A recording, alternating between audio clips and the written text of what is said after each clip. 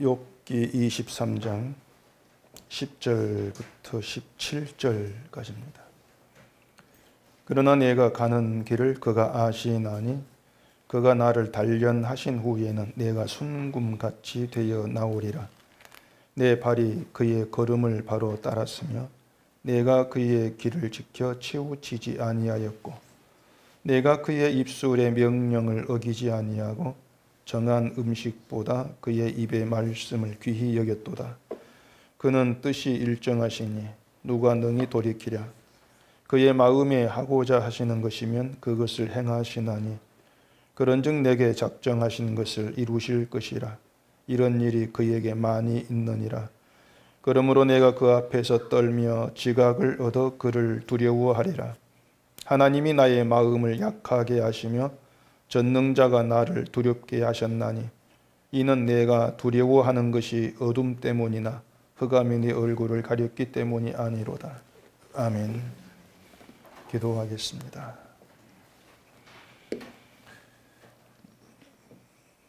욥기의 이야기가 먼 옛날에 있었던 이야기가 아니고 오늘 우리의 실상을 그대로 보여주고 있는 그런 이야기라는 것을 이 시간도 말씀을 들어가며 깨닫게 하시고 이 욥기 안에서 하나님 어떤 분인가를 알아가며 온전히 그 하나님의 역사하심 속에서 머물러 살아가는 저희 믿음이 되어지도록 해 주시옵소서.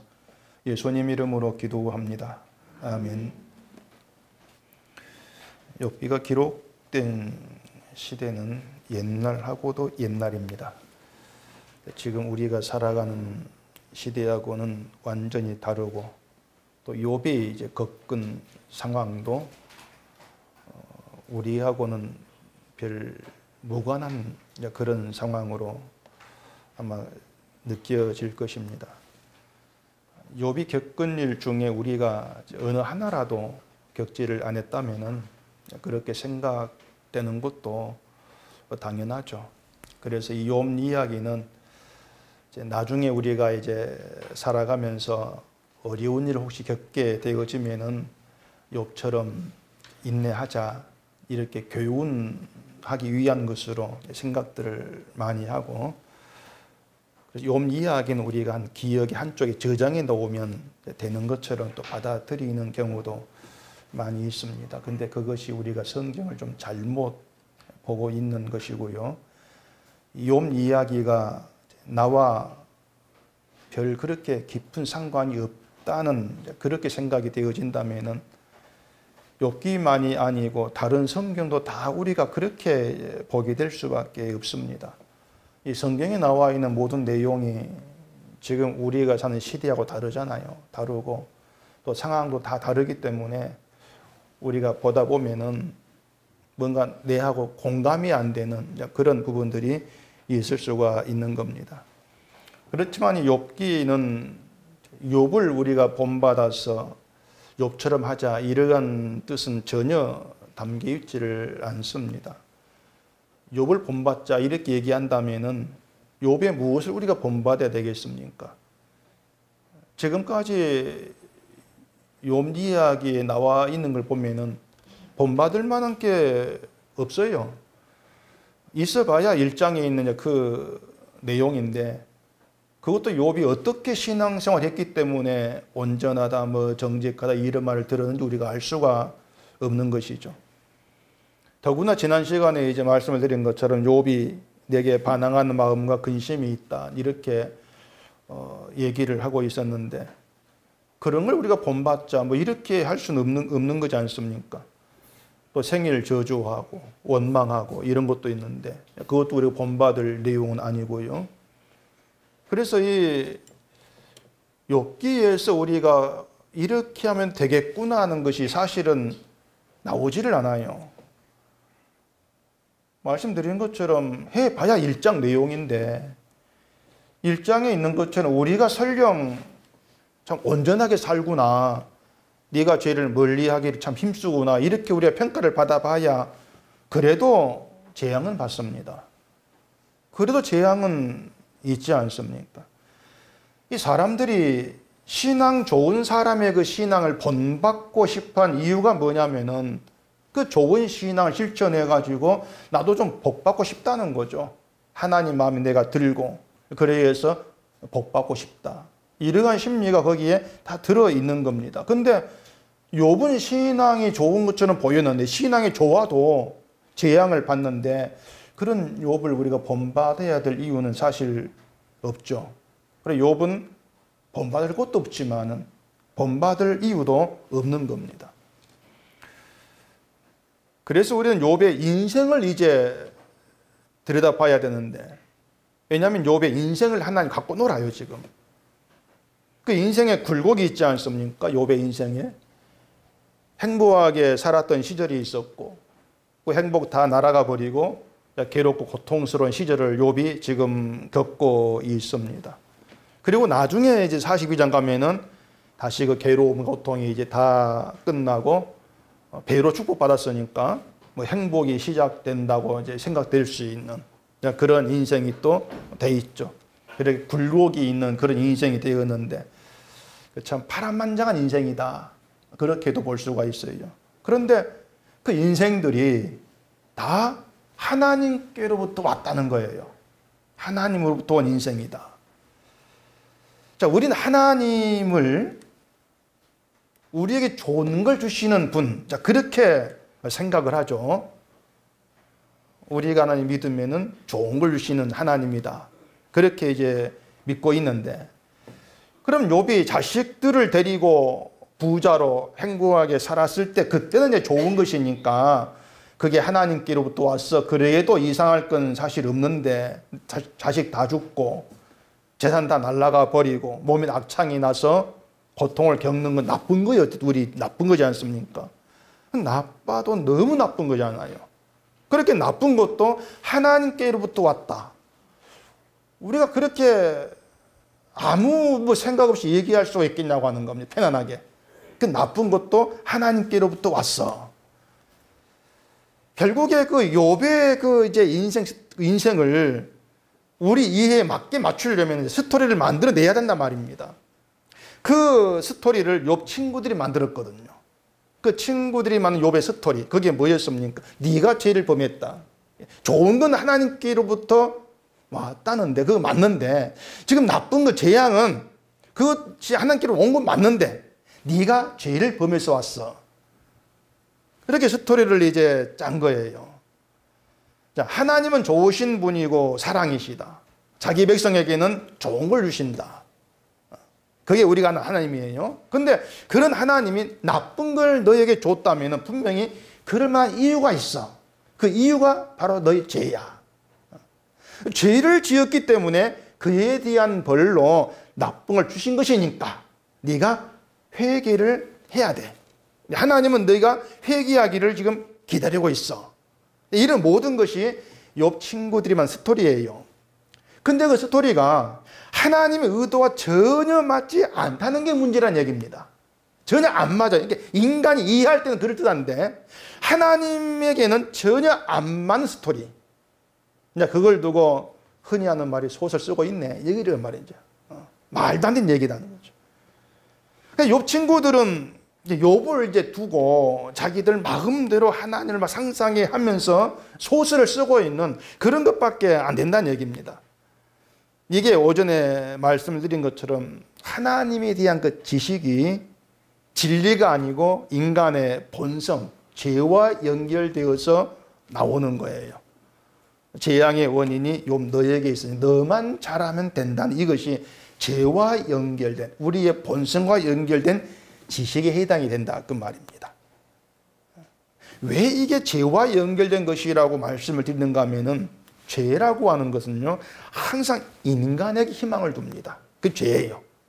인간에게 희망을 둬요. 네만 잘하면 된다.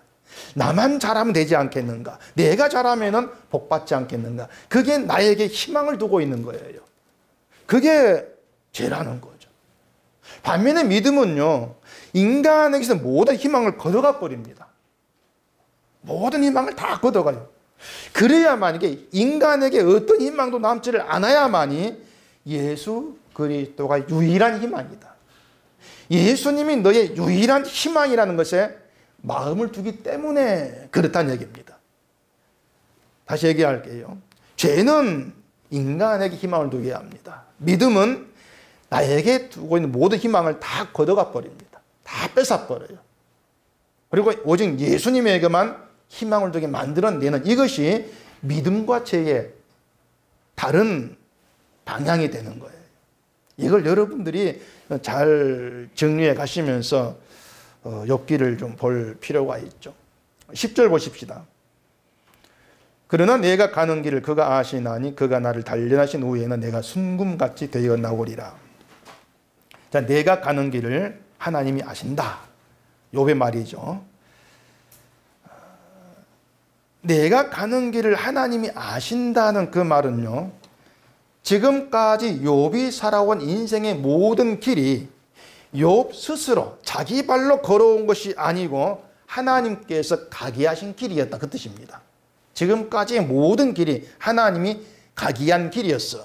그러니까 좋았을 때도 고통스러운 지금도 다 하나님께서 가게 한 길인데, 하나님이 그냥 가봐 이것이 아니고 목적을 두고 가게 하신다는 얘기입니다. 하나님 목적과 뜻을 두고 가게 만드시는 것이죠. 그렇게 하나님께서 목적을 두고 가게 하신 길이기 때문에 내가 가는 길을 하나님이 아신다. 그렇게 욥이 얘기를 하고 있는 거예요. 이걸 바꾸고 말하면요, 나는 내가 가는 길을 모른다는 겁니다. 그게 우리예요. 우리 인생길을 내가 모르잖아요. 근데 하나님은 아신다는 거예요. 그게 자기 인생에 대한 그 재앙겪고 인생에 대한 욥의 심정이었어요. 나는 내 길을 모른다는 거죠. 얼마나 답답했습니까, 욥이. 근데 하나님은 내 가는 길을 아신다. 지금까지 걸어온 것도 하나님 가게 하신 길이고 지금 가고 있는 것도 하나님이 가게 하는, 하나님이 아는 길이야, 그거죠. 그래서 욥이 지금 알게 되고 인정하는 것은요, 그 부자로 살았던 행복했던 것도 하나님 뜻이 그런 것이고 다 잃어버린 것도 하나님의 뜻이 있어서 그런 것이다. 그렇게 욥은 정리를 해 가는 거죠. 병든 것도, 몸에 악창이 난 병든 것도 하나님의 뜻이 있어서 하신 일이라는 겁니다. 그렇게 욥은 이제 모든 것을 자기에 대한 어떤 뜻과 목적을 가진 하나님께서 하신 일로 받아들이고 있는 거예요. 그렇다면은 욥이 행복하게 산 것도 믿음이 좋아서가 아닌 거죠. 하나님께서 가게 하신 길인데 믿음이 좋아서 하나님이 행복하게 살게 한 것도 아니고, 고통도 욥의 죄 때문이 아니라는 겁니다. 하나님이 욥의 인생만 그렇게 간섭하시는가 하면 아니죠. 우리의 길도 역시 하나님이 간섭하시는 겁니다. 여러분이 지금까지 행복하지 않고 힘들었던지 간에 하나님께서 가게 한 길이었습니다. 하나님이 여러분 길을 알고 이끌어 가신 것이고 여러분은 몰라요. 가는 길을 몰라요. 그게 우리의 인생이죠. 우리가 가는 길에 하나님 뜻이 있고 목적이 있는 건 분명해요. 근데 그걸 하나님이 아신다는 거예요. 그런 점에서 욥의 이야기가 남의 이야기가 아닌 거예요. 상황도 다르고 시대도 다 다르지만은 욥을 이끌어가신 하나님이 지금도 우리를 동일하게 이끄신다는 겁니다. 하나님은 같아요. 그래서 우리의 가는 길을 하나님이 아신다. 이 말은 결국은 네가 신앙생활을 잘하면은 하나님께서 복 주셔가지고 잘 살게 해주겠지, 이러한 것 다 엉터리란 뜻이 됩니다. 다 엉터리예요. 내가 어떻게 하면 하나님이 나를 행복한 인생으로 만들어 주실까? 이런 생각을 안 하는 기독교인이 없다고 할 정도인데, 그건 결국에 나에 대한 하나님의 뜻과 목적이 있다는 걸 내가 부인하는 겁니다. 부인하고 거부하는 것하고 다르지가 않아요. 하나님의 뜻이 뭐지? 나에 대한 목적, 그 목적들이 이루어 가신다. 이것보다도 내 뜻을 자꾸 하나님께서 이루어 주기를 바라는 그런 욕망 가운데에 사는 생각하는 그것밖에 안 되는 거죠. 지금의 기독교 신학이 그런 식으로 변질됐지 않습니까? 다 그렇게 변질되어 버렸어요. 하나님의 뜻은 나를 좋은 길로 인도하시는 것. 그러기 위해서는 내가 신앙생활을 잘해야 된다. 이런 식으로 모든 초점이 나에게로 향해져 있다는 겁니다. 그러다 보니 10절도 아주 크게 오해를 해버려요. 이 10절도 욥기서에서 많이들 그 찾는 구절이고 아마 노래도 그 이런 가사로 된 것 같은데, 근데 이 구절도 왜곡되어서 해석이 되고 있습니다. 나를 단련하신 후에는 이것을 욥이 자기의 고난을 하나님께 자기를 단련하기 위한 것으로 그렇게 얘기를 한다고 이해를 하죠. 그렇게 욥을 고난을 통해 단련하셔가지고 뭐 순금 같은 그런 신앙으로 만들어내기 위해서다. 이런 해석들을 다 그렇게들 하고 있죠. 그래서 우리도 고통받는 일이 있으면은 하나님께서 나를 순금 같은 신앙인으로 만들기 위해서 나를 단련하신 것이야. 그렇게 이제 받아들이라. 이런 식으로 말들을 많이, 아마 거의 모든 목사가 그렇게 얘기하지 싶습니다. 순금 같다는 것은 불순물이 없다. 다른 게 섞이지 않은 깨끗한 상태. 그런 뜻이거든요. 욥은 순금 같은 신앙으로 된다. 이것이 말하는 것이 이렇게 말하는 것이 아니고 자기가 순금 같이 된다. 그렇게 얘기를 하고 있는 거예요. 그만큼 깨끗한 자. 그걸 얘기하고 있는 거죠. 근데 사람이 고난받았다고 해서 사람 자체가 어떤 흠이 없는 그런 존재가 되는 건 아니잖아요. 막 고난받고 고생을 해가지고 사람이 달라진다. 깨끗한 사람이 되어진다. 그렇다면은 모든 사람이 다 고난받아야 되죠. 하나님 그렇게 하셔야 되죠. 그러니까 결국 사람이 단련을 받으면은 순금같이 된다는 그런 식의 이해도 현실을 놓고 보면은 아닌 거예요. 그런데도 하나님 우리를 순금 같은 같이 만들기 위해서 단련한다. 이런 말을 좋아하고 있는 것은 이제 그런 말로 고난을 정당화하고 뭔가 부끄러워하지 않아도 되기 때문으로, 그래서 그런 말을 좋아하는 경우도 많이 있는 거죠. 근데 말씀을 드린 것처럼 고난을 하나님께서 우리를 단련하기 위해서 하시는 방법도 아니고요. 또 그런 방법으로 인간이 순금처럼 깨끗해질 수도 없어요. 그럴 가능성이 있다면 하나님께서 다 그런 방식으로 깨끗하게 만들어 가시는 게 마땅하죠. 근데 현실로 보면 아니지 않습니까? 그런 식으로 단련받고 하는 게 없잖아요. 이 10절을 공동 번역에 보면은 이렇게 되어 있습니다. 그런데도 그는 나의 걸음을 낱낱이 아시나니 털고 또 털어도 나는 순금처럼 깨끗하리라. 이게 공동 번역의 얘기예요. 이게 단련이란 말 대신에 털고 또 털어도 이렇게 번역했습니다. 털고 또 털어도. 그러니까 탈탈 털어서 죄가 나오지 않고 순금이 깨끗하다. 이런 의미가 돼요. 제가 볼 때는 공동 번역이 더 잘 된 것 같아요. 그래도 이해가 안 되는 게 있죠. 사람이 어떻게 순금같이 깨끗해질 수가 있냐, 그것입니다. 더러운 게 섞이지 않는 인간, 그게 가능하냐, 그런 생각이 있기 때문에 쉽게 이해가 안 되죠. 인간은 선악과 먹으면서 죽은 자가 되었어요. 죄 가운데 있게 되고 죽은 자가 되었다는 것 때문에 인간 자체가 더러운 존재입니다. 늘 죄가 나올 수밖에 없는 더러운 존재. 그게 인간인데, 나를 두고 나는 순금처럼 깨끗하다 이렇게 말한다는 것이 마치 교만처럼 들릴 수 있지 않습니까? 난 깨끗해.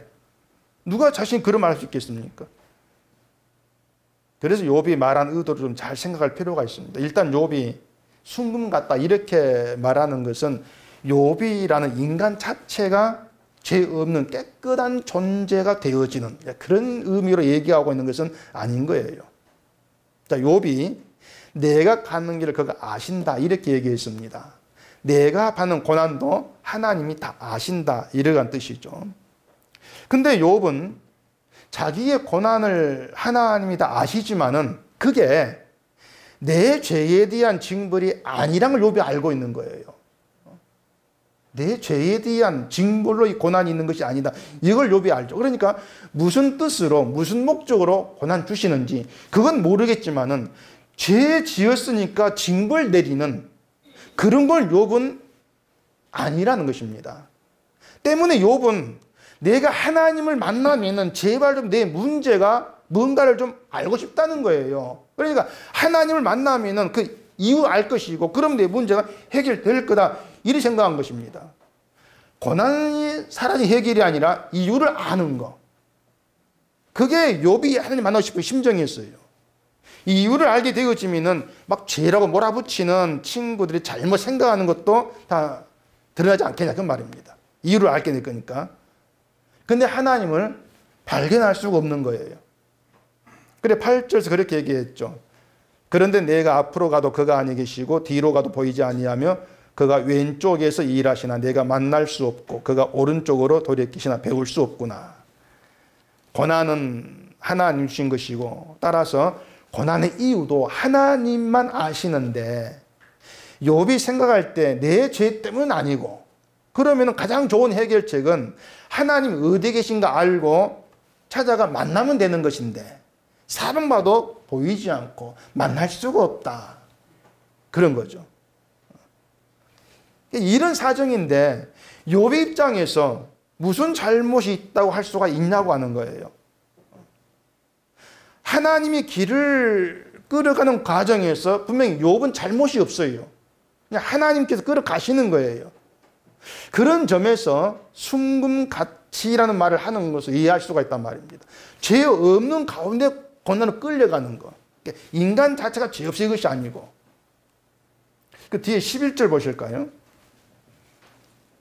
내 발이 그의 걸음을 바로 따랐으면 내가 그의 길을 지켜 치우치지 아니하였고 내가 그의 입술의 명령을 어기지 아니하고 정한 음식보다 그의 입의 말씀을 귀히 여겼도다. 이제 자꾸 이런 말들이 우리를 헷갈리게 하는 겁니다. 왜냐하면은 이 말 또 읽어보면은 또 교만한 말처럼 들리잖아요. 내가 그의 걸음 바로 따랐다. 내가 그의 길을 지켜 치우치지 아니했다. 그렇게 들리니까 아니 욥이 또 왜 이런 말을 하지? 자꾸 머리가 왔다 갔다 하는 거 아닌가? 막 그런 느낌이 드는 거예요. 근데 또 뒤에 이런 말을 합니다. 그 13절에요. 그는 뜻이 일정하시니 누가 능히 돌이키라. 그의 마음이 하고자 하시는 것이면 그것을 행하시나니 그런즉 내게 작정하신 것을 이루실 것이라. 이런 일이 그에게 많이 있느니라. 자, 여기서는 또 하나님이 하고자 하시는 것을 하나님 행한다. 하나님 작정하신 것은 하나님께서 다 이루신다. 이런 말을 하고 있는 겁니다. 이걸 보면 지금 욥은요, 자신이 하나님의 길에서 벗어나지 않고 입술의 명령을 어기지 아니했는데 그 모든 것이 작정한 일을 이루시는 하나님의 의한 것으로 이렇게 보고 있다고 할 수가 있다 그 말입니다. 재앙 겪기 전에는 내가 내 발로 하나님의 길을 따른 것으로 그렇게 알았는데 재앙 겪으면서 하나님이 작정하심이 있는 것이구나 알게 되고 결국 나의 모든 걸음들이 하나님께서 이루신 일들이었다. 내가 이루어낸 것이 아니었다는 것을 알게 되어지는 것이죠. 그러니까 우리 믿음에서요. 우리가 자꾸 중심에 두어야 되는 게 바로 이런 거예요. 예수님이 세상에 오신 것. 오셔서 십자가에 못 박혀 죽으신 것. 그리고 십자가에 피 흘려신 것. 부활하신 것. 이러한 모든 것이 우리를 구원 있게 한 능력, 우리는 그렇게 지금 얘기하고 있는데 그 모든 것이 하나님의 뜻이고 하나님의 작정한 대로 되어진 일이라 그 말입니다. 하나님의 계획 안에서 되어진 일이다. 이걸 두 번째 언약이란 말하죠. 언약이다. 자, 하나님의 언약이 하나님의 작정하심이고 작정한 그 일을 그대로 행하시고 이루심으로써 우리가 구원이 있게 되어진 거란 말이에요. 여기에다가 그 11절에 욥의 말을 넣어서 생각해 보자는 겁니다. 내 발이 그의 걸음을 바로 따랐다. 이렇게 했을 때에 우리가 내 발로 예수님이 가신 그 길을 따라가는 그 방식으로 구원될 수 있냐는 건 아니지 않습니까? 내가 따라갈 수 없는 길이에요. 그러니까 내 발로 예수를 따라갈 수 있는 사람은 없단 말입니다. 예수님이 가신 그 길이 우리가 원하고 가고 싶어하는 그런 길이라면 갈 수가 있죠. 그런데 예수님 가신 길은 모든 걸 버리는 길이에요. 망하는 길이에요. 근데 그 길을 누가 자기 발로 가려고 하겠냐 그 말입니다. 우린 가지 않으려고 하죠. 자기를 부인하고 자기 십자가를 지고 나를 따르라고 했는데 우리가 내 발로 그 말을 실천을 못한다는 얘기입니다. 그런 우리가, 그런 내가 예수님이 가신 십자가의 그 길이 어떤 길인가를 알면서도 근데 그 길로 가게 해달라고 하나님을 찾는다면은 그게 하나님 작정하신 가운데 이루어진 일이고 하나님의 은혜라고 얘기할 수밖에 없다는 얘기예요. 그 안에 내 발로 내가 예수를 따라갑니다. 그런 말이 나와질 수가 없다는 거죠. 우리의 본성 가지고 안 되는 길이니까. 그러니까 그런 걸 통해서 우리가 확인한 게 뭐냐면 나에 대한 하나님의 작정하심이 있다. 그리고 하나님께서 나에게 일하시고 이루어내시는 것이 있다는 우리가 아는 거예요. 그게 우리 믿음으로 자리한다 그 말입니다. 그 믿음이 우리로 하여금 고백하게 만들어내는 게 뭐냐면은 나의 나 된 건 하나님의 은혜입니다. 이런 고백이 나와지게 만들어요. 그 고백까지도 믿음의 역사고 하나님 일하 그 말이죠. 그런 고백을 통해서 결국은 하나님께서 영광 받으신다는 겁니다. 그러니까 내 발로 주를 찾는 것도 아니고요. 내 발로 주를 따라가는 것도 아니고요. 내 의지, 내 생각, 내 입으로 예수를 주라 고백할 수 있는 것도 아니고요. 모든 게 나를 다루고 계시는 주님께서 계시기 때문이고 그 주님의 안에 내가 붙들려 있기 때문에 아는 거. 그렇게 나의 어떤 내가 할 수 있는 모든 게 다 포기되어져 버린 바로 그 상태를 가리켜서 순금같다. 그렇게 얘기를 한단 말입니다. 하나님이 일하시는 속에 풍덩 들어가서 내 건 다 털어내버리는 거예요. 주님이 일하시면 남는 거. 그게 순금 같은 인간이에요. 내 건 다 털리는 거죠. 다 털리고 주의 은혜만 댕간히 남아있는 거죠. 근데 우리가 예수를 믿고 가면서 한 게 너무 많잖아요. 주일도 잘 지키죠. 봉사도 이것저것 많이 하죠. 전도도 하죠. 은석기 빼고 전도도 하죠. 그렇게 자기 한 일이 많이 있는데 그것들을 다 던져버려요. 다 던져버리고 나의 나 된 것은 하나님 은혜입니다. 이런 고백을 하게 되어진다는 것은요. 그냥 인간으로 말이 안 되는 거예요. 그것은요. 진짜 말이 안 돼요. 오전에 지식에 대해 말씀을 드렸는데 나의 나 된 게 하나의 은혜입니다. 말을 할 수 있습니다. 그걸 모르는 기독교인이 없을 거예요. 유명한 말이잖아요. 다 알죠. 그 말이 진리로 연결되어지면은요. 나가 한 모든 걸 다 던져버리게 돼 있단 말입니다. 다 버리는 거예요. 던져버린다는 것은 거기에 가치를 안 둔다는 겁니다. 그러면서 나로 하여금 주를 바라보게 하셨고 주가 가신 그 길을 가고자 하는 소원이 있게 하신 것도 주께서 하신 이름 은혜인 것이지 내가 뭘 잘해가지고 되어진 것은 아닙니다. 이걸 아는 거예요. 그렇게 그 지식이 진리와 연결되어 나와지는 게 자기 부인이에요. 나는 안 됩니다. 근데 지식으로만 있으면은 실컷 하나님 은혜입니다 얘기해 놓고는 내가 한 일을 은혜라고 돌리는 그런 나에 대해서도 뿌듯해야죠 또. 야, 나는 하나님 은혜라고 얘기했어. 나 참 믿음 좋아. 그게 제 본성과 연결되어진 지식이에요, 그 자체가. 나와지는 게 어떻게 나와지는가. 그걸 늘 면밀히 좀 살필 필요가 있죠. 여러분들이 하나님을 믿는다. 그 얘기는요. 하나님께서 쉬지 않고 일하신다는 증거입니다. 하나님 믿는다고 하는 것은 그렇게 하나님 내에 대해서 쉬지 않고 일하심을 내가 믿습니다. 그 뜻이에요. 여러분 하나님이 일하신다는 게 믿어집니까? 다 안 믿잖아요. 그러니까 봐요.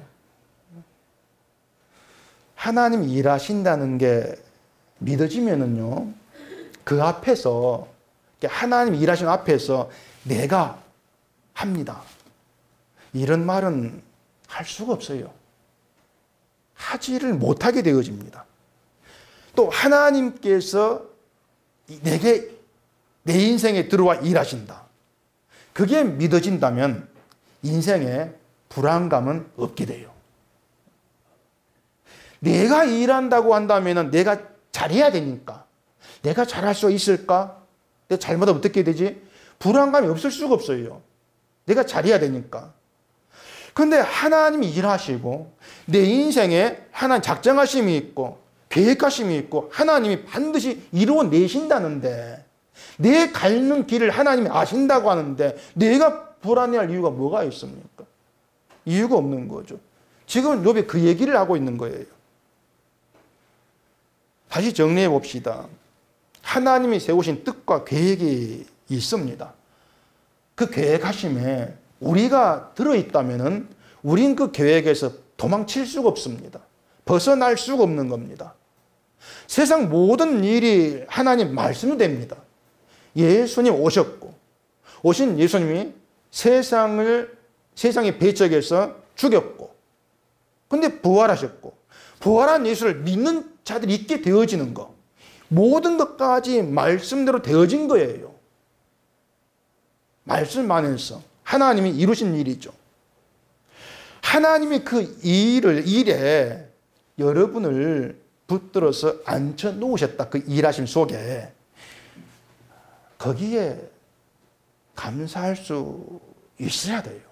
왜냐면요, 우리가 그렇게 우리 길을 아시는 하나님 작정과 계획에 내가 끌려간다는 거, 그것만으로 인생은 성공이다, 그것입니다.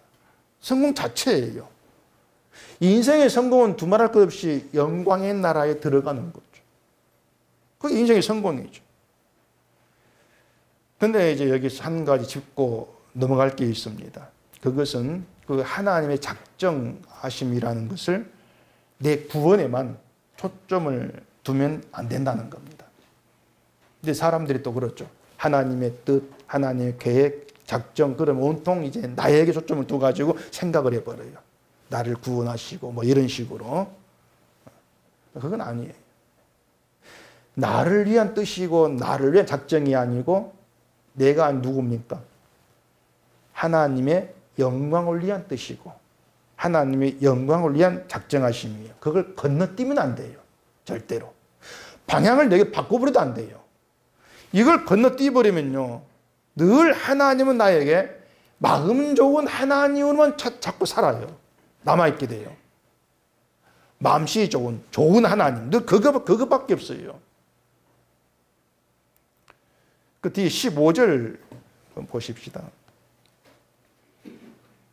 그러므로 내가 그 앞에서 떨며 지각을 얻어 그를 두려워하리라. 하나님이 나의 마음을 약하게 하시며 전능자가 나를 두렵게 하셨나니 이는 내가 두려워하는 것이 어둠 때문이나 흑암이 내 얼굴을 가렸기 때문이 아니로다.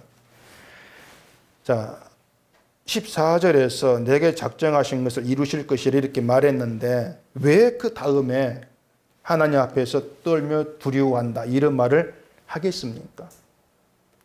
욥은 하나님의 작정하심을 자기에게 좋은 것만 주는 작정으로 지금 보지를 못하는 거예요. 재앙 겪고 있으니까. 그 재앙도 하나님 작정에 들어있는 것을 보고 있는 것이죠. 그렇기 때문에 하나님 앞에서 두렵다. 그 재앙 속에서. 이걸 얘기하고 있는 것이죠. 자, 그럼 이것을 우리에게 다시 끌어와 보십시다. 하나님께서 우리에게 작정하신 본래 일이 뭡니까? 우리 작정은 본래 하나님이 작정하신 그게 뭐예요? 다들 생각 안 해봤잖아요. 심판이에요. 본래 작정은 심판이에요. 죄에 대한 하나님의 작정, 심판이죠. 그렇기 때문에 하나님께서 작정하신 걸 이루신다는 것은 나에 대한 심판을 반드시 이루신다는 게 들어있습니다. 심판을 이루시는 거예요. 그렇게 심판을 이루신다는 건데, 근데 하나님이 좋은 하나님, 이렇게만 우리가 볼 수 있겠습니까? 심판 앞에서 무섭고 두렵다. 있어야 되죠. 두려운 하나님이 그게 정상인 거예요. 근데 우리가 심판서 건진 받았다고 하지 않습니까? 그럼 우리에 대한 작정은 어떻게 된 겁니까? 심판 작정 어떻게 된 거예요? 취소되었습니까? 작정하신 건 반드시 이루어지니까 이루어졌죠. 어떻게? 예수님의 죽으심으로 이루신 거예요. 우리가 받아야 될 심판, 나에게 작정하신 그 일이 예수님이 받게 하심으로 인해서 그 작정한 일을 이루어 내신 겁니다. 그리고 우리를 예수 안에 있게 하신 것으로 예수의 부활 생명에 함께 참여하게 만들어내는 거죠. 이것이 성경이 얘기하고 있는 내용이거든요. 그렇기 때문에 이 성경에는요, 처음부터 마지막까지가 하나님께서 작정하시고 이루고 내신 그 일이고, 우리는 그 작정 속에서 망해야 될 그런 존재일 뿐인데 안 망했다. 그 이유가 뭐지? 내가 망해야 될 것을 다 예수께 둘러 씌워버린 거예요. 그 얘기를 성경하고 있다는 얘기입니다. 왜 하겠습니까? 우리가 어떻게 지금 살고 있는가, 은혜를 알고 그 은혜를 향한 감사함으로 주께 나오란 얘기죠. 뭘 위해서? 하나님의 기쁨과 영광을 위해서라는 얘기예요. 때문에 성경에는요, 내가 지켜야 할 부분은 아무것도 없습니다. 창세기부터 요한계시록까지 우리가 지켜서 영광 돌려야 될 부분은 아무것도 없는 거예요. 그럼 또 그러죠. 아니, 우리가 지킬 것 없이 어떻게 신앙생활을 합니까? 제가 지금부터 지키는 것 없이 신앙생활 방법을 제가 알려드리겠습니다. 1급 비밀이에요. 아무도 몰라요. 자, 여러분, 예수 믿습니까? 믿습니까? 자신이 없어가지고 어떻게 믿는다 치고, 예수님이 십자가에 흘린 피가 여러분의 구원이 되었다. 믿습니까? 예, 됐습니다. 그 믿음으로 그냥 살면 돼요. 아무도 몰라요, 이것을 좀. 그 믿음으로 살면 되는 게 말씀을 지키는 거예요. 예수님의 피 흘려 죽으신 십자가 그 앞에서 도무지 내가 이걸 했다고 내놓을 것이 없는, 오직 예수의 피만이 나의 가장 존귀한 보혈입니다. 오직 그 고백, 그 마음 하나로 살면 되는 거예요. 그 믿음으로. 그러니까 나를 생각하면은 절망이고 희망이 없고 늘 불안감만 있는데, 예수님을 생각하니까 불안이 없고 평강이더라, 그 얘기입니다. 이것이 하나님 작정과 일하심을 믿는 것이고, 그 믿음 안에 있는 것이 순금 같은 신자예요. 그 믿음 안에 있는 게. 행동이 깨끗하다? 절대 없습니다. 깨끗한 행동이 어디 있어요? 아무것도 없어요. 예수 그리스도 안에 있는 그것이 정결한 신자입니다. 그게 순금 같은 신자예요. 내가 정결을 지어야지, 그 생각은 다 버리세요. 우리가 죽을 힘을 다해도 내 자체가 정결을 지는 건 없어요. 산속에 처박히 도 닦아도 안 돼요, 그것은요. 여러분, 그 돈 많고 돈 자랑한 사람 보기 싫죠? 좋아하지 않을 거예요. 그럼 여러분, 돈 싫어합니까? 돈 좋아하죠. 돈은 좋은데 돈 자랑하기 싫다, 그 말입니다. 난 돈 없으니까. 흔히 예전에 그런 말 하는데, 1등만 기획한 더러운 세상, 뭐 이런 말 합디다.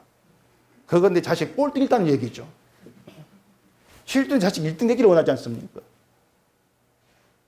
그렇게 말과 속이 달라요, 우리는요. 진짜 다릅니다. 그런 우리가 어떻게 순금 같은 사람이 되겠어요? 안 되죠. 성령이 오심으로, 아, 나로부터 나올 의는 정말 없구나, 이게 알게 되어지고, 하늘에 의로우신 그 주만 의지하고자 하는 예수 그리스도 안에 내가 있는 그것만이 나의 생명이고 희망입니다. 그게 순금 같은 겁니다, 그 자체가. 예수를 내가 믿는 게 아니거든요. 하나님의 작정과 일하심으로 인해서 예수를 믿게 된 것이고, 그렇게 예수를 믿게 된 우리로 인해서 주님이 기뻐하시죠. 왜냐? 하나님의 일하심이 증거물이니까. 그래서 여러분, 살아가시면서 뭐 불안감도 있고 염려가 있다면은 십자가를 생각하세요. 십자가에서 나를 향한 작정이 심판인데, 근데 그 작정이 어떻게 예수께로 갔고 그 예수께로부터 나에게 주어진 것이 무엇이고 그걸 생각하시고 고민하시면서 세상 속에서 여러분 말고요. 예수께서 흘린 그 피 안에서의 나, 그 주님의 은혜 안에서의 나, 그 자신을 좀 생각해 보시라는 겁니다. 그러면은요, 신자라는 그 하나로 예수의 피의 은혜, 그것만으로 부족함이 없는 게 이런 거구나. 조금이라도 좀 알아갈 수 있지 않겠습니까? 예수의 은혜, 그 피의 은혜 안에 있는 거, 그것만 부족함이 없습니다. 그게 정말 깨끗한 거예요. 왜? 예수 피 안에 있잖아요. 깨끗한 거죠.